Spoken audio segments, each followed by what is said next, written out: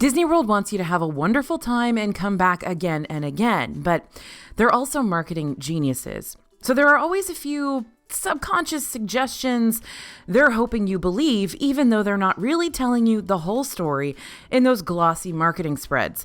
Today, we're going to pull back the curtain so you can make decisions with all the facts.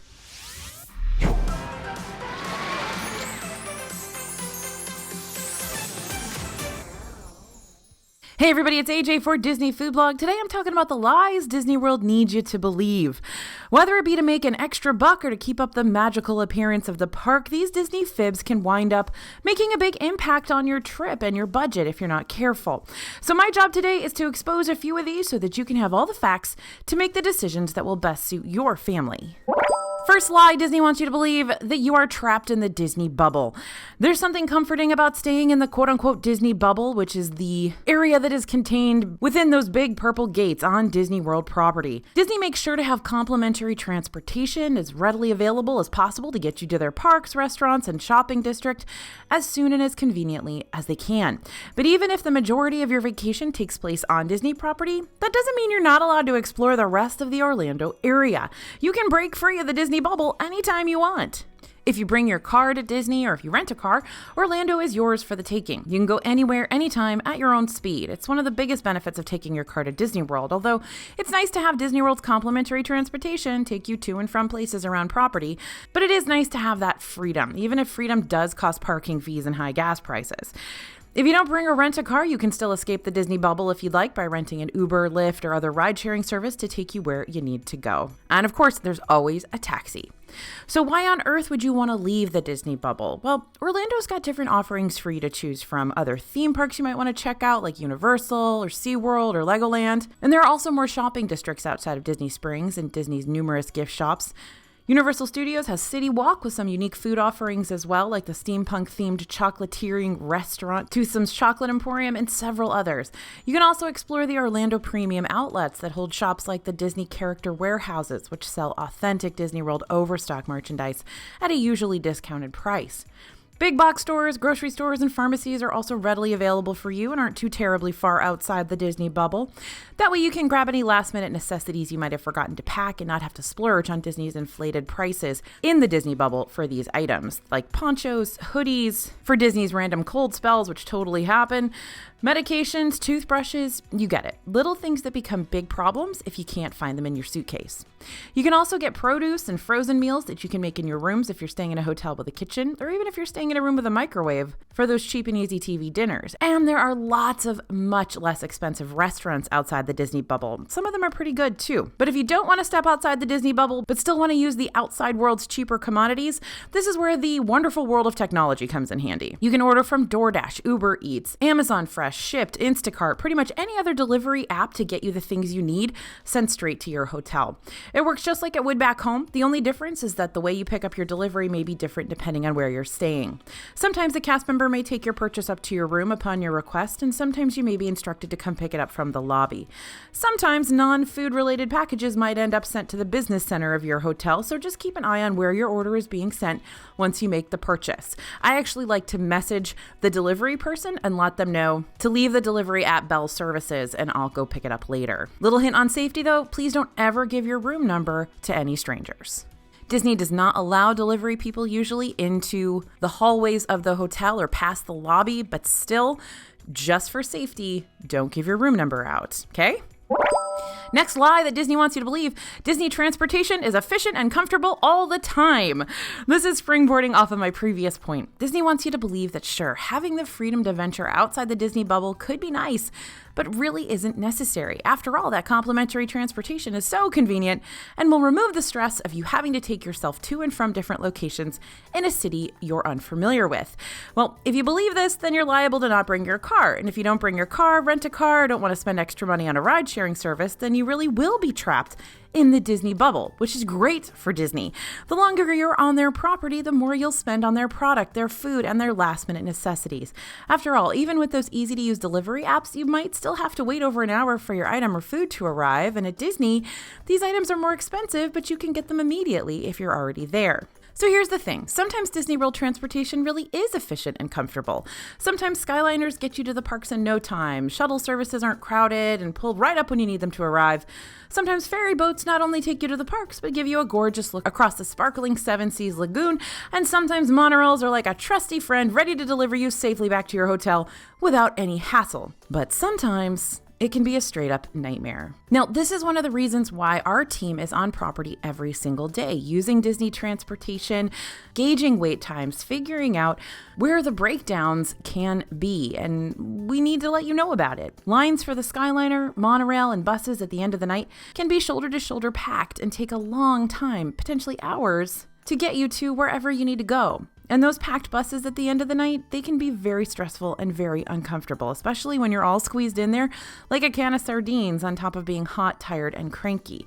Then there are the early morning lines during the park rush for guests who want to get to the parks before rope drop. And midday bus rides are usually a little less hectic, but the buses are also less frequent then, meaning you could wind up waiting a long time for your bus to pick you up and transport you to your next destination. Not to mention the specific transportation problems, like how the Skyliner doesn't function during heavy rainstorms, or if there's lightning in the nearby vicinity. This is all why Disney does tell you in small print to leave an hour or 2 hours to get from here to there, even if it's just a 5-mile difference. You just never know when that bus is going to show up. You don't know if the Skyliner line is going to be 2 hours long. It's all figuratively and sometimes literally up in the air. Again, I'm not here to just bash Disney's transportation systems. I love them. I use them. The bus drivers do a great job, and it's hard to accommodate such large crowds for sure. I'm just giving it to you straight, friends. It can be a pain. Make sure to plan for these lengthy waits ahead of time, especially if you have a reservation you need to make. I've missed a lot of reservations using Disney transportation, which I know that's my fault. They say, hey, leave yourself an hour and a half, 2 hours to get from here to there. But who really does that, right? We're all sort of thinking in the back of our minds, it's not going to happen to me. This is going to go quickly and painlessly. But if you want to guarantee to get there, you're going to need to arrive at the bus stops at least an hour and a half before your dining reservation to figure in the wait at the bus stop, travel time, and potentially needing to take 2 buses. Plus, you need to get from where the bus drops you off to where you're going. If you're getting dropped off at the front of Epcot and you have to make it back to Crêperie de Paris, that's going to be a long walk. Also, consider lingering in the parks for a bit after the parks close. Some of the park gift shops are going to remain open for a while even after the parks close to accommodate guests wanting to sneak in any last-minute purchases. Even if you're not looking to purchase something, you're more than welcome to window shop and browse while waiting for that initial exodus to subside. Or if you can jump into a ride line right before the park closes, you can wait out some of the end-of-the-night crowds in one final queue of the day. The lines for rides will close for park guests when the park does, but that doesn't mean cast members will shoo guests out of the queue if they're already there. If you're in line when the park closes, you get to ride. Also, don't forget about those early theme park entry hours for resort hotel guests too. If you're staying in a Disney World hotel or a Good Neighbor hotel, then you'll be able to enter the parks 30 minutes before the official park opening time, meaning you can make up for those crowded transportation times by buying yourself an extra half hour of riding in the park. And if you're staying at a Disney Deluxe resort, you'll also have the extended evening hours available for you at select parks on select days. See which parks are participating in the extended hours on which days during your trip and plan ahead. That way, you don't have to just wait for all those guests exiting the park to clear out. You'll still have time to enjoy the park and get on one of the complimentary transportation services with hopefully fewer crowds afterwards. But when it all comes down to it, if you are rushing to a reservation, you're late for something, get yourself a rideshare. It may take a little extra time than it does at home because rideshares are in high demand in Orlando right now, but it will probably get you someplace faster than Disney transportation. And if it's the end of the night and you're in that 3-hour Skyliner line after the Epcot fireworks, yeah, rideshare that too. Head over to Beach Club, get yourself a taxi, or order a rideshare. That's another quick tip. A lot of people don't realize that if you leave through the International Gateway, you've got lots of hotels right there. Hotels can order you a taxi, you can get a rideshare to pull up there. So there are ways back to the outside world, even if you're in that little Crescent Lake area.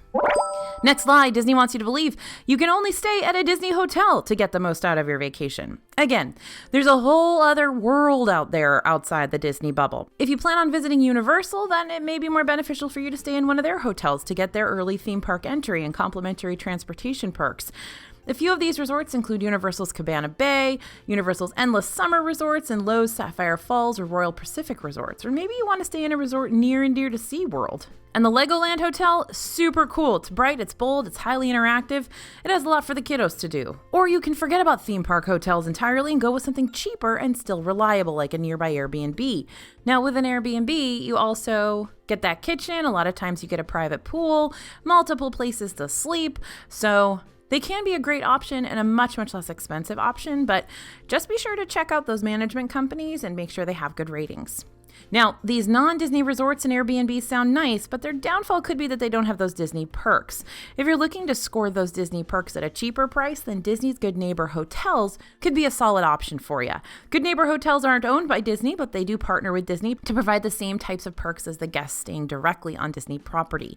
There are even some Good Neighbor Hotels that are located right on Disney property, like the Swan and Dolphin, owned by Marriott. You guys know I love them. You guys know I stay there all the time. Now, the Swan and Dolphin give guests deluxe resort experience for a more moderate price, and they're within walking distance to both Epcot and Hollywood Studios and the Skyliner. Plus, they'll really treat you like a deluxe resort guest by offering you those extended evening park hours that only deluxe Disney hotel guests get to have. So that's pretty awesome. But yeah, you don't have to stay at a Disney-owned hotel to get Disney perks or to have a great Disney vacation. You can stay at a much less expensive hotel, still walk to the parks, and get all of those perks, including the deluxe resort perks. Pretty great. All right, Disney lie number 4. Staying more days at the parks is going to cost you less in the long run. Okay, the more consecutive park days you purchase, the less the passes cost. As Disney likes to say, the more you stay, the less you pay per day. For example, a standard one-day park ticket costs around $109, but if you purchase 3 days of standard park tickets, the Disney World website drops the price down to $106 per day. 5 days, $90 per day. The price range goes all the way up to 10 days, where prices can be as low as $54 per ticket per day. But let's think about this real quick. Sure, $54 is cheaper than $109, but why does Disney want you to stay longer? Well, because you're going to be spending so much more money by staying more days in the parks. Instead of spending $109 for one day, you're spending $540 for 10 days in the parks. That also means paying for 10 days worth of hotel, 10 days worth of Disney meals, 10 days worth of new souvenir purchasing opportunities, basically 10 days worth of funneling more money to Disney. But hey, it's cheaper to stay at the parks for longer, right? This kind of tactic is a popular one for Disney to use. Oftentimes, they'll also promote package deals where they bundle tickets and hotels for a discounted value and claim in the big bold print that these deals are available for 6 nights, 7-day stays. In reality, the same deals can be applied to shorter trips as well. I explore this sneaky strategy along with several other tricks Disney plays on guests to help them spend more money in a past video of mine, so make sure to check it out. And this is one of my favorite tips because people get duped by this all the time. That Disney's big marketing message is that in order to get this deal, whether it be free dining or a hotel discount, that guests who stay 6 nights get this big deal. But the truth is that you can stay 2 nights or 3 nights and still get the same big deal. They just don't really say that in their marketing materials. So subconsciously, you're assuming you have to stay 6 nights, but you don't. All of this to say, don't let Disney peer pressure you into staying at the parks longer than you're wanting to just for better deals, because in the end, you're going to wind up spending more money anyway. Again, and I say this all the time, Disney is not going to promote something that they're not going to make money off of. Things like the dining plan and these hotel deals make Disney a lot of money.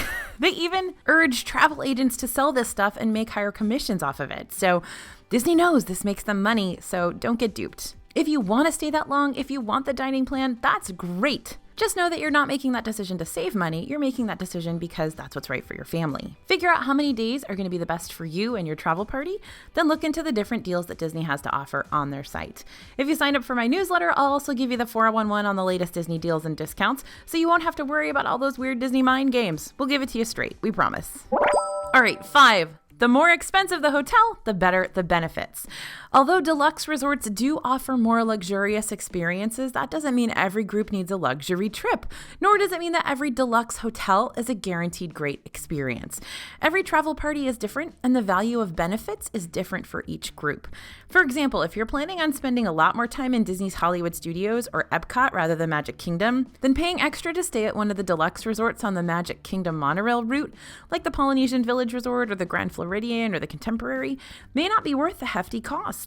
Instead, you might want to consider one of the Disney Skyliner hotels or the Crescent Lake hotels, which are all deluxe resorts, but they're often a lot less expensive than the monorail resorts. So with those, I'm talking about Beach Club, Yacht Club, Boardwalk, and the Swan and Dolphin. You're usually going to be able to wrangle a room at those hotels at a significantly lower cost than what it's going to cost you at Contemporary or Grand, especially when we're talking about the Swan and Dolphin. And let's go back and talk about the Skyliner route just for a second. There's a deluxe resort option there too, Disney's Riviera, which is gorgeous, but it's also the most expensive option on the Skyliner route that offers the same transportation benefits as the other hotels on the Skyliner route, Pop Century, Art of Animation, Caribbean Beach. So if you're just trying to find a hotel with Skyliner access and you don't really care as much about getting that expensive European-themed hotel room, then there's no need to splurge for it. Just because you're paying more for your stay at the Riviera doesn't mean you're getting a better transportation experience. You're still going to get from point A to point B on a Skyliner gondola, and you're going to have to battle those Skyliner crowds when they appear, just like you will at any other hotel. And another tip that could be helpful for your family. Disney's deluxe hotels aren't always the most family friendly. They're not bad for families. In fact, the resorts have been doing a lot of retheming lately to incorporate more popular Disney characters into their rooms and decor and to appeal to the younger crowd while also keeping that deluxe, modern, sleek look. But some of these deluxe hotels are still going to appeal more to the adult Disney vacationers who are looking for a quieter getaway with high-class dining and romantic views. The value hotels, on the other hand, are very bright with lots of colors and characters, and they aren't just sprinkled into the overall theme. These characters are the theme. Disney's Art of Animation has rooms directly inspired by The Little Mermaid, Cars, The Lion King, and Finding Nemo. Plus, their outdoor theming around the courtyards and pools are also dedicated to those films. Like I said, lots of colors, lots of characters, lots of fun. So if you really are going to Disney World for the kids, then you can spend a little less and have them love their hotel. You still get most of the Disney hotel perks. Now, if your money is better spent on extra park days, faster transportation like Lyft and Uber instead of free transportation, or maybe you want to rent a car, and fun eats, then on a fancy hotel that you're only planning on sleeping in and not much else, then a less expensive accommodation option could be the best choice for you. Study up on your options and see what hotel is going to work best with you and your family, and I got a video that ranks all the resorts and their offerings. But even more than that, it takes an in-depth look at what every hotel is like and the pros and cons of all of them. So check that out when you get the chance. Okay, lie number 6, Prix-Fixe menus will save you money. If you've been trying to secure some Disney dining reservations recently, or if you've been watching my videos for a while now, you're probably familiar with the term Prix-Fixe menu. If you're not, let me break it down in a sentence or two.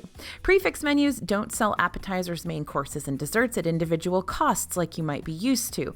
Instead, they group items together and set your overall price to a certain amount, regardless of what you order from each section. This means you have to order an appetizer, main entree, and dessert, but you can order whichever ones you like and you'll still be paying the same end price, unless you add enhancements, but we'll set that aside for now. It's kind of like when you go to a buffet. Everyone's going to pay that same buffet price, but guests can still choose whatever they'd like to fill their plates with, and they're still going to be paying the same end price as someone else. By grouping items together at one price, Disney wants you to believe that you'll save money over purchasing each item individually, kind of like their bundle deals when they group resort and ticket prices together, or when you buy the dining plan. This can be true if you're in a travel group where everyone does want to order multiple courses. Let's do a little price comparison real quick between two signature restaurants. How about Le Cellier at Epcot and California Grill at Disney's Contemporary Resort? When you dine at California Grill, you're going to experience a Prix-Fixe menu. So for an appetizer, entree, and dessert, each of your choice, you'll be paying a set price of $89. So what if you purchased each of these items individually? Well, at Le Cellier, you'll pay around $13 to $21 per appetizer, $34 to $59 per entree, and $10 to $14 on dessert. So at the higher end of things, you could wind up paying around $94 for your meal. Yep, I know, not a huge difference, right? But if you are someone who wants to order 3 different high-end items, it may still save you some money per person. That being said, check out the other side of the equation here. If you pay for some of the cheaper items at Le Cellier, which are also super duper tasty in my opinion, you can end up paying more around $57 per person instead. Or if you don't want an appetizer, an entree, and a dessert, if you just want the entree, or you just want appetizer and entree, or you just want entree and dessert, which, believe me, is plenty of food, you're going to pay significantly less than you will for a Prix-Fixe menu. But unfortunately, Prix-Fixe menus don't give you that option of choosing less expensive items to lower the price of your overall meal. So you don't have the option of just paying for one item. You can't just choose an entree. You've got to order every item that's included in that Prix-Fixe deal, or at least you have to pay for them. So you may end up being forced to pay for a lot of food you don't end up finishing, or paying the same amount even if you don't order all 3 items. It's the same basic pros and cons you've probably heard about Disney's dining plan, where you pay for a set amount of meals for the duration of your vacation. If you would have actually ordered all that food, the appetizer, the entree, and the dessert in the first place, then maybe you'll break even or save $5. If not, then the Prix-Fixe menu is probably going to make you pay for more than you need. Double check menus ahead of time. In all our DFB reviews, whether it be on YouTube, in our guidebook, on our web posts, we'll let you know what menu prices are and if you'll have to pay a prix-fixe price for your cuisine. So if you're curious about a certain restaurant, search our website. If it's food related at Disney World, we've eaten it and we've reviewed it, prix-fixe and all. Number 7 on our list of lies Disney World wants you to believe: Disney Genie Plus is a need. Ah, yes, the trending topic as of late, Disney Genie Plus. Now, Disney Genie is something I've covered a lot on this channel recently to help explain as best I can how this new travel planning service works in the Disney parks. But when it comes to the paid version of this service, Disney Genie Plus, and the individual attraction selections, which we call fancy rides, this is basically an evolved version of FastPass Plus. Disney Genie Plus allows you to bypass the main lines of certain rides and enter into a much shorter line to get on the attraction faster. But now, instead of this service being included with the price of your park ticket, you gotta pay the extra $15 per person per day in Disney World to access the Disney Genie Plus benefits. And you'll add on to this overall price if you choose to pay for some of the individual attraction selection rides, which feature those premium rides at an individual cost. Talk about Prix-Fixe and a la carte, right? The Disney Genie app can be useful, especially during Disney's busier seasons. If your main goal in the parks is to ride as many rides as possible despite the crowd levels, then this new service could end up being a good investment. That being said, you don't have to invest in this new service to get through multiple rides in a day. I know the whole service can seem super intimidating, especially when price points are being thrown out here, and Disney wants you to pay for this service to make things more convenient for you, but this is definitely a little perk, and by no means will it make or break your trip if you decide not to purchase it. So how should you determine whether or not this is the right thing to spend your cash money on for you and your travel party? First off, check the time of year you're going to Disney to see if investing in a feature to help you bypass long lines is going to be necessary. In months like January, February, and September, usually crowds are lighter, especially if you're not going over a long weekend like President's Day, Martin Luther King Day, and Labor Day. There may be random surges of activity here and there, but for the most part, these will be Disney's down seasons, where a Disney Genie Plus or individual attraction selection edition isn't as necessary. Also, figure out what you're going to prioritize during your trip. You may find that a handful of the rides you're wanting to prioritize are part of the individual attraction selections, or those fancy rides, the super popular ones. In that case, you may want to skip paying for the regular Disney Genie Plus portion of the rides and just pay for the certain individual attraction selections, those super popular rides, that you want to make sure you don't have to wait in a long line for. And don't forget, if you're staying on property, you can also use early theme park entry and extended hours potentially to help get you through some of the more popular rides, like I mentioned earlier. So once again, this is a research beforehand kind of thing. Now, we've got lots of videos on Disney Genie Plus. We've used it lots of times in lots of parks, so we're trying to make sure you have the most information you possibly can before you make that decision. So go check out those videos. All right, number 8 on our list, a park hopper is always worth the money. Disney World wants you to think that by paying for a park hopper or park hopper plus ticket, you're paying for more privileges. After all, park hopper tickets allow you to not just visit one park per day, but multiple parks per day. And park hopper plus tickets do the same thing, plus give you access to one of the other experiences like a visit to the water parks or golf courses. So instead of paying a standard one-day ticket price of around $109, you'll be paying an extra $65 to $85 on top of that standard price for Park Hopper or Park Hopper Plus benefits. Now, Park Hopper is good for guests who only have a couple of days to explore everything they want to see. But if you have more time and wiggle room, a standard theme park ticket will save you the money and allow you to spend a full day exploring each park. And for those who do purchase a Park Hopper, keep in mind the new rules that have been set in place. First off, you must start your day at the park you made a park pass for. Park pass reservations are the extra step you gotta take after purchasing your park tickets these days. This lets Disney know what day and what park you're visiting, so they can keep track of each park's capacity and cap it off if need be. Secondly, you cannot hop to another park until 2 p.m. or after. You don't have to make another park pass reservation for the parks you hop to, you just have to wait until 2 p.m. or else you won't be allowed in the second park. After 2 p.m., however, you can jump back and forth to as many parks as you'd like. But this is different from pre-pandemic, where a park hopper allowed you to go to any park you wanted to at any time on any day. And as far as Park Hopper Plus goes, basically the extra $20 upcharge from a regular $65 extra Park Hopper is only worth it if you're planning on visiting Disney's Blizzard Beach right now. A lot of the other experiences that were once part of this option are either temporarily or permanently unavailable. Typhoon Lagoon and ESPN Wide World of Sports are not open, while the NBA experience that was once at Disney Springs permanently closed earlier this year. As for the mini golfing at locations like Winter Summerland or Fantasia Mini Golf, well, those tickets are normally $14 per adult and $12 per child, so it doesn't make a whole lot of sense to pay an extra $20 for a Park Hopper Plus per person to access an attraction that's cheaper at the individual cost. Number 9 on our list of lies Disney World needs you to believe, the rides are in perfect shape. Right, Disney's known for its innovative attractions and mind-blowing technology. That's one of the reasons we keep going back. We want to go back and be immersed in these realms that the rides and attractions create. And Disney's thrilled to get the opportunity to innovate and blow guests away. With each smooth sailing ride-through experience, Disney is once again able to say, see, our rides are in tip-top shape at all times.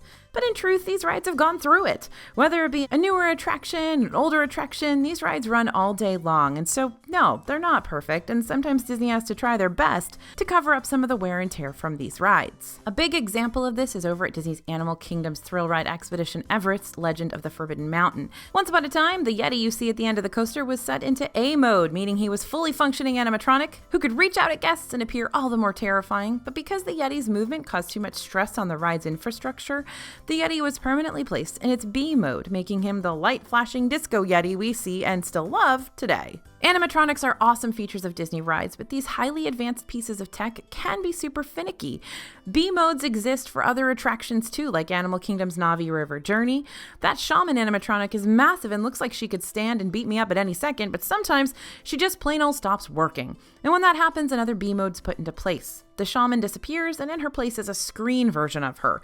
Still cool, but kind of disappointing if you waited in line for a long time for this ride and didn't get to see the full-on animatronic itself. All this to say that although Disney does its best to act all carefree and magical at all times, it too has kinks it's got to work through, much like we all do. If you find yourself on an attraction and you see an animatronic that's acting a little wonkier than usual, don't worry. Disney isn't being neglectful to its rides or letting these attractions go, but in most cases, these rides are just like any other piece of technology and need some good old TLC before they're ready to be back up and running again. That being said, inform a cast member at the end of the ride if you do see an animatronic acting up. That way they can get maintenance out as soon as possible to address the issue and improve the ride-through experience for other guests. Number 10 on our list of lies Disney World needs you to believe, you should be thrilled about all the changes going on. Walt Disney wanted the parks to be ever-changing and adapt to the times. He wanted the parks to keep growing, keep innovating, keep exploring, and that's exactly what Disney does to this day. They keep us on our toes with changes, additions, and closures. But just like we don't always agree with a friend or loved one when it comes to decisions, we don't always have to be all gung-ho about every park change. It's okay to not love everything about Disney. In fact, it's probably healthier that way. You can still be one of Disney's #1 fans and disagree with the things going on in the parks. For instance, some guests were really sad to see Happily Ever After be replaced by Disney's Enchantment, while others enjoyed the change. Same thing happened back when Happily Ever After replaced Wishes. And some guests hated to see the Great Movie Ride in Disney's Hollywood Studios come to an end, while others thought Mickey and Minnie's Runaway Railway was a stellar replacement. Let's not forget any time Disney decides to switch up a menu or recipe for better or worse. And that's okay. But Disney for sure isn't going to tell you that a certain change they're implementing is going to be something you're not going to fancy. They're only going to tell you the good parts of these new experiences, programs, and various other changes. And that's why DFB exists, to make sure you have a realistic view of what Disney can offer alongside the pros and cons of various options. You watch us so that you get a robust understanding of an experience, the good, the bad, and the variable. But we don't just stop at the DFB YouTube page, obviously. Our honesty bleeds through our DFB website posts too. Not to mention our guidebook, the DFB Guide to Walt Disney World Dining 2022. It's an absolutely packed, downloadable book that is chock full of our personal experiences while we're in the parks every single day. And you can pre-order that 2022 copy on the dfbstore.com website today. It's got my 35 years of Disney experience in it, and it's got a lot more information as well. That being said, even if you're not vibing with one of Disney's latest ideas and or innovations, that doesn't mean you can ruin the excitement for everyone else. else. Just because you don't like a change doesn't mean someone else shouldn't like it either. Different strokes for different folks, so even if you're not a big fan of a new show or ride or restaurant, don't deflate the enthusiasm of someone who really, really likes it. Some of us are 80s Epcot kids, and we would give anything to have Horizons and World of Motion back, but some of us are 90s Epcot kids or 2000s Epcot kids. Each generation loves Disney for what it is. So just be honest, be excited, and be ready to listen to why someone else loves a new experience so deeply. Who knows, some of that passion might end up being contagious and give you a deeper appreciation for a Disney change you didn't initially love. After all, I'll admit, I was super mad when Ohana decided to get rid of their scallop potatoes and bring in noodles instead, and now I love those Ohana noodles just as much. So always remember, Disney is an evolving thing. So, sorry Disney, didn't mean to expose you like that, just wanted to help my fellow Disney planners and enthusiasts out. By the way, I was totally serious about that 700-page guidebook. Not only that, if you pre-order that book today, you'll also get a free download of our 2021 guide, which could be super helpful for any last-minute vacations you're planning on taking soon. If the book doesn't give you the pros and cons you were hoping for, just let us know in the next 30 days, and you'll get a full refund guaranteed. All right, there we go. There are some lies that Disney World needs you to believe. They're not trying to be mean. They're just trying to be marketers. We get it. Thanks for listening, everyone. Thanks for watching. I hope that this has helped a little bit to give you a more realistic view of what to expect when you head to Disney World. As always, this is AJ for Disney Food Blog, and we'll see you real soon.